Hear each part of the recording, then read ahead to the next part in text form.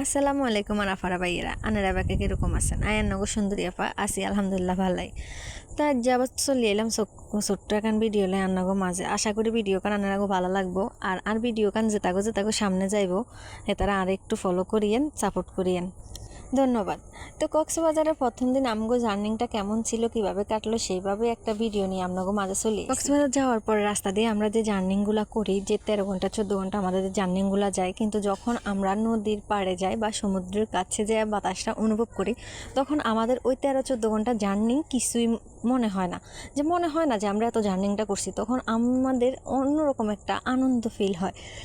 তো ওই দেখতে দেখতে চলে গেলাম আমরা আমাদের রিসোর্টে যাওয়ার পরে আমরা কি করছি বা আমাদের রুমটা কেমন ছিল, বাজেট কেমন ছিল, সেটা নিয়ে আজকে আপনাদের সাথে এই ভিডিও কথা বলবো। আমরা যে রিসোর্টটার মধ্যে ছিলাম এটা ছিল সমুদ্রের একবারে পাশে, যেখান থেকে আপনার ভিউটা অসম্ভব সুন্দরভাবে অনুভব করা যায়। তাই ওখানে আপনার রুম ভাড়াটা ছিল 3000 টাকা করে। আর আপনারা যারা নতুন অবস্থায় এখানে আসবেন তারা চাইলে কম বাজেটের ভিতরে সমুদ্র থেকে একটু দূরে গিয়ে আপনারা কম বাজেটের ভিতরে রুম নিতে পারবেন, যেখানে আপনার 1700 টাকা 1800 টাকা 2000 টাকার ভিতরে আপনারা ভালো ভালো রুম পেয়ে যাবেন। আর আরেকটা কথা হচ্ছে কি, এখানে যারা নতুন আসবেন তারা একটু সাবধানে চলাফেরা করবেন, কারণ এখানে ছিনতাইকারী দিয়ে ভরা।